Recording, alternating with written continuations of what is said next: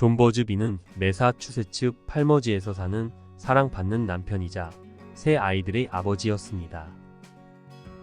딸 시리는 존 버즈비가 경찰 제복을 처음 입었을 때를 잊을 수 없는 순간이며 아버지를 굉장히 존경했다고 말했습니다.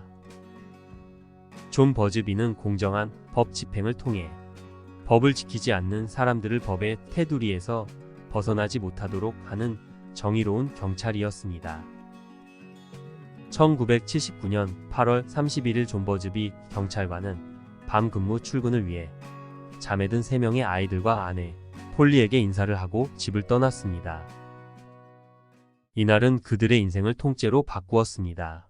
아내 폴리는 텔레비전을 시청하던 중 갑자기 문을 두드리는 소리를 들었습니다.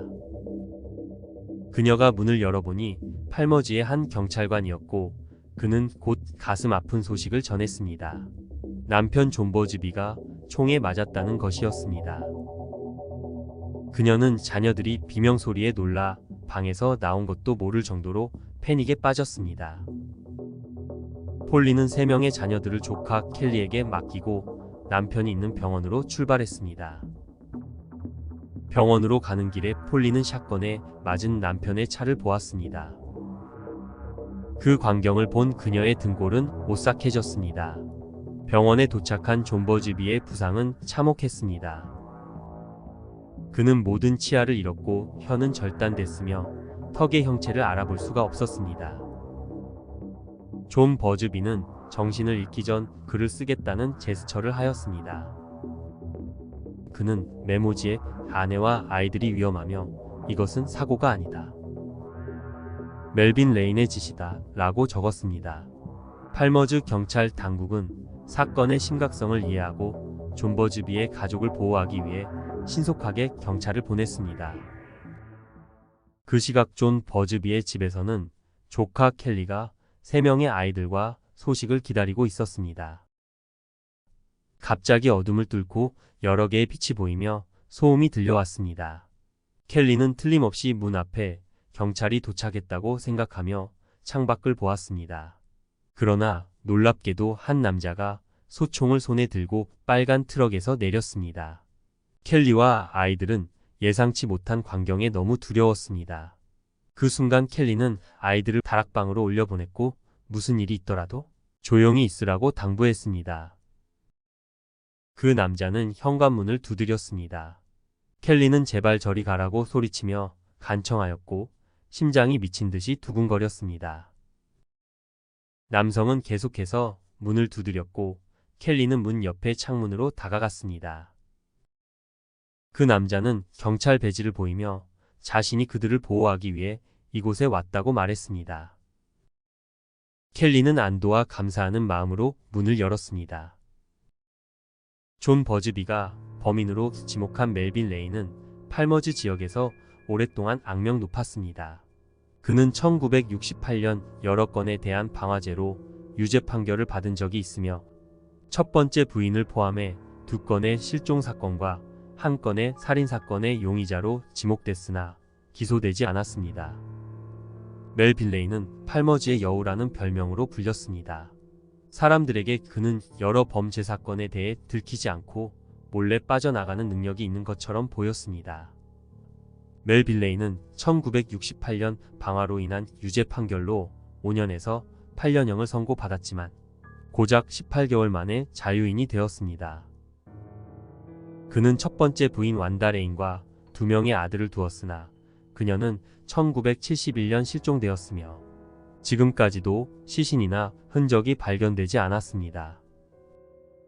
그녀를 마지막으로 목격한 남편은 아내가 친척을 만나러 갔고 버스 정류장에 내려주었다고 했습니다. 아내의 실종 1년 후 16세의 청년 제프리 플래넷건이 멜빈 레인의 집 건너편 크랜베리 늪지에서 죽은 채 발견되었습니다. 총에 맞아 살해당한 청년 플래넷건은 이후에 멜빈 레인의 2번째 아내가 된 셜리와 로맨틱한 관계였습니다.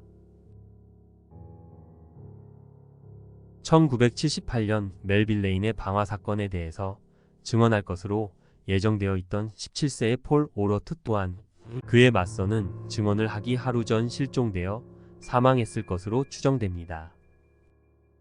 멜빌레이는 경찰 내부의 친구와 친척 등의 인맥과 친분이 있었고 그 외의 경찰들은 그를 두려워해 그와 관련된 사건을 무시하거나 조용히 처리했습니다. 그는 자신에게 반대하는 사람들의 집에 몰래 침입해 집을 불태움으로써 안가품하고 증거를 남기지 않는 것으로 유명했습니다. 그는 위협하고 싶은 사람 앞에서 연기 냄새가 난다고 자주 말하고 다녔습니다. 총격 사건이 있기 몇 달 전 존 버즈비는 교통사고 현장에서 교통정리를 하고 있었습니다. 그곳에는 멜빌레인과 그의 형 존레인도 있었습니다. 그러나 그들은 경찰의 교통통제에 반발하며 존 버즈비의 팔을 자동차로 치어 부상을 입혔습니다.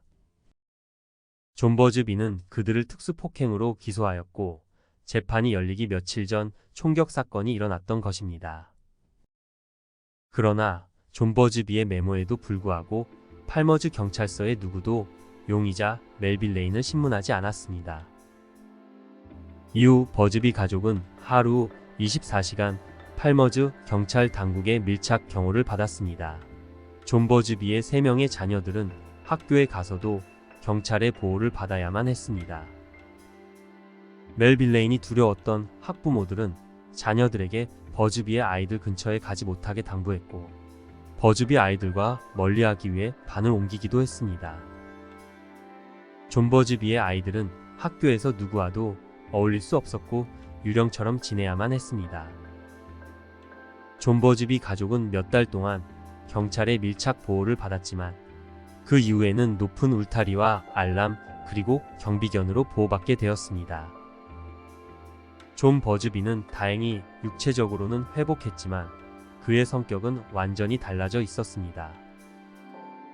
가족들에게 그는 육체적으로나 감정적으로 혼란스러워하는 모습을 보였고 분노로 들끓는 것처럼 보였습니다.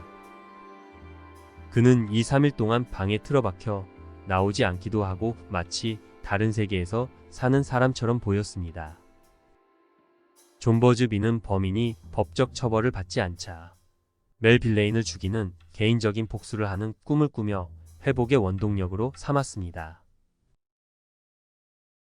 그러나 곧 버즈비 가족은 이 난장판에서 벗어나는 유일한 방법은 마을을 떠나 안전한 곳으로 이사하는 것임을 깨달았습니다.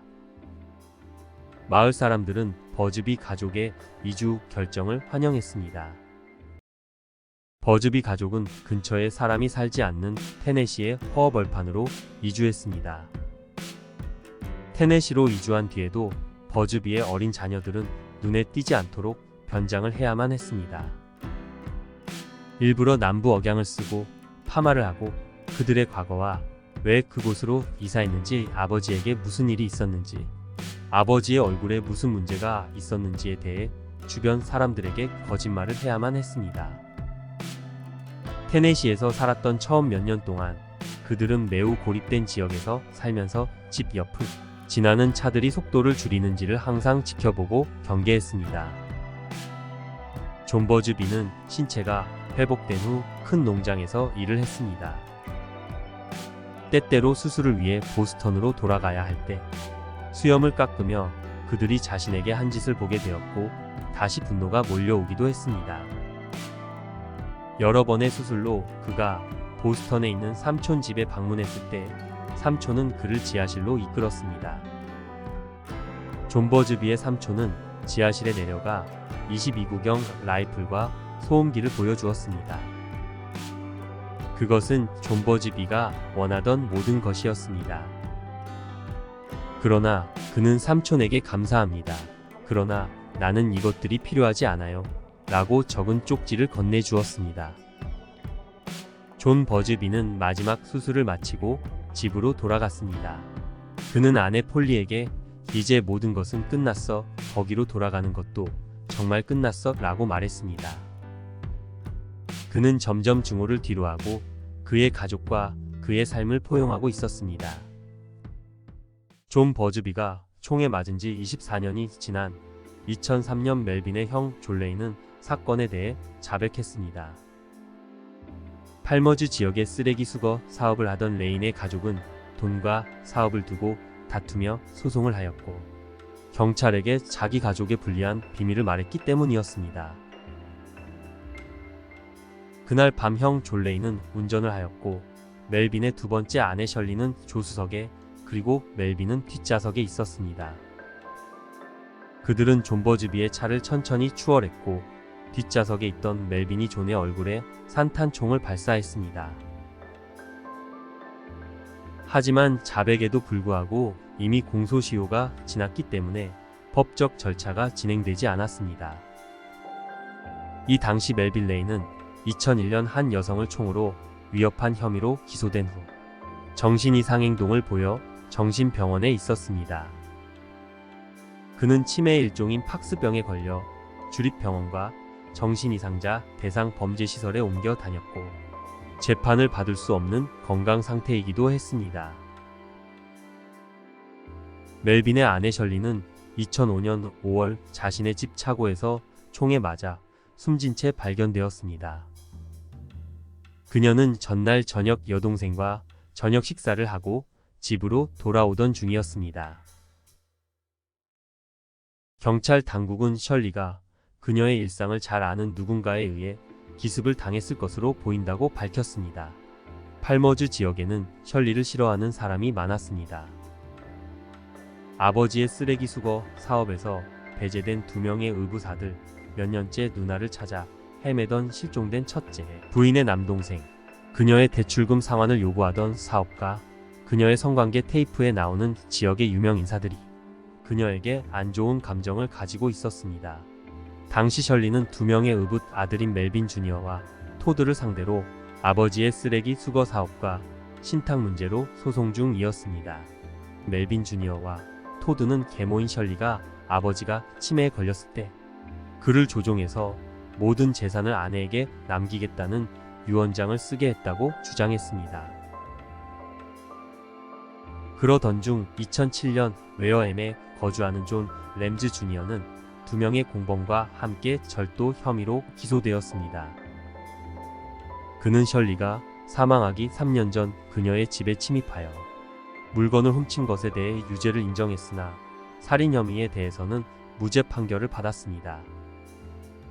재판 중에 존 램즈는 셜리의 의붓아들인 토드의 부탁으로 그녀의 집에서 중요한 금융 문서와 지역 유명인들과 계모가 나온 성관계 테이프를 훔쳤다고 진술했습니다. 토드는 4에서 5년의 징역형을 선고받았으며 2011년에 석방되었습니다. 셜리 살해 사건은 현재도 미해결 상태로 남아 있습니다.